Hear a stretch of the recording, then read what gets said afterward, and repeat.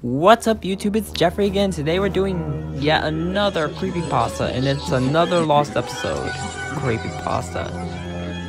And this Creepypasta was requested by Lyra Heartstrings aka Pony's Beams.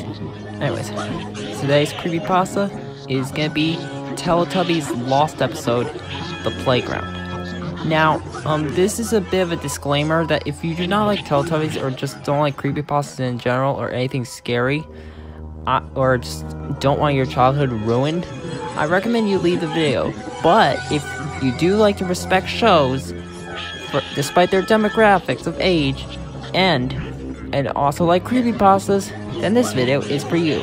Anyways, let's do this story. Some people may remember the TV show Teletubbies. It was a rather weird show and generally disturbing. Speakers were everywhere, and there was a sun with a baby's face on it. Plus, a very scary segment involving a lion and a bear, which was edited after complaints.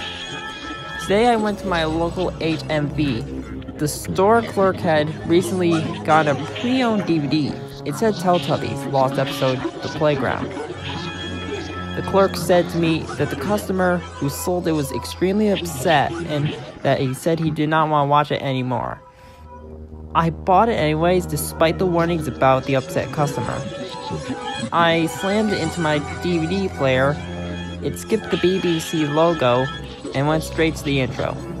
Everything was okay at first. The intro was normal until the speaker that was supposed to say "Time for Teletubbies" said something very disturbing instead. Life is not about anything. It is the consequence. I rather thought it was rather weird for a kid's television show to say that. It starts in the house with Tinky Winky, the purple Teletubby by the way, sitting at the table. He was rather sad and depressed and he was crying. Not like cartoon crying, but actual real human crying. It skips to another scene. It depicted a rather CGI looking playground with a climbing frame that looks like the Teletubbies' house. Whoever made the CGI was rather crap at it. It was all wireframe. But then, a very sickening, gruesome scene appeared. There were two children, but they were committing seppuku while looking at the creepy-looking slide. Blood was stained everywhere, along with realistic intestines and organs scattered across the ground. I hurled in the bathroom from this. Then, I came back out and a final phrase from the Tubby Bye-Bye speaker was spoken. Life is meaningless. The truth is that you're all going to die from horrifying death. No one understands it. A nuclear bomb then hit Teletubby land. The sun baby was crying. Rather than its normal, happy face, its face was soaked in blood. After that, a picture of the playground appeared, which obviously kind of looks like the Teletubbies' house, of course, with the Teletubbies, which are Tinky Winky, Dipsy, Lala, and Po, all hanging on gallows. Blood was seeping from their necks as they died. Behind them was their home on flames. And the baby son from before, it was shot to the ground and was bleeding. Of course, I vomited again. This time, onto my duvet. I don't know what a duvet is, okay? After that, the scene cut to the ending credits. But at the end, instead of the ragdoll logo, there was a message that I could not understand. But what looked like it was either Russian or Ukrainian. I turned it off and rang up Ragdoll about this episode. They said that they have at least 237 complaints. That was just as bad as the Lion and Bear episode. They also said there was a man who worked on it called Christian Johnson. He had a friend who went to a playground, but apparently he was on drugs and was depressed to the point of committing suicide. He was a CGI artist, but he never got to complete this episode before the progress was halted when Ragdoll found out what it was. It was by mistake sent to the BBC. They aired it without realizing the graphic content. After just 5 minutes of this episode, complaints started ringing in. Parents said it was disturbing for their children, and the BBC took it off air immediately. forever. Christian killed himself after the BBC aired it, hearing that life is not about anything and that it is about the consequence. After hearing this, I ripped up the disc and smashed it. I couldn't sleep for the whole night. I had nightmares about this for weeks. The next morning, the doorbell rang.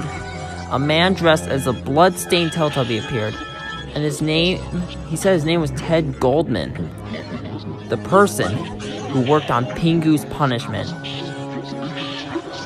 Holy freaking crap, that was really disturbing, but yet it definitely keeps that aspect because it's a creepypasta.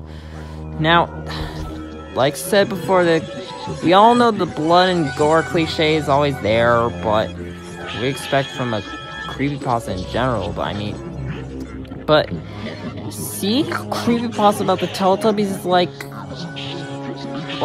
who would make a story about that? I mean, yeah, it's a pretty decent story at first, but then when it gets to the blood and gore part with those Japanese kids committing seppuku, or Japanese suicide in this case, that's where you know shit will start. Well, shit will hit. Just like, if you don't know what seppuku is, it's basically a type of Japanese/Chinese suicide, I think? Yeah, that's what I assume. And I do not know the details of it. I might have to research that online later on. So, yeah. Of course, the ending is pretty much the most bizarre, and yeah, the ending of this creepypasta in general, like when it's stated the next morning of a man dressed as a fucking bloodstained Teletubby appearing at the house and saying his name was Ted Goldman, who said he worked on a Pingu Lost episode called Pingu's Punishment. Like, holy plot twist. Is this where some creepypasta Lost episodes are actually canon in another creepypasta like story? Like, is this some kind of crossover? But, and yeah, I mean, I understand, but why do they have to do that? Anyways, I hope you enjoyed this creepypasta. Feel free to like if you like. Say nice comments only.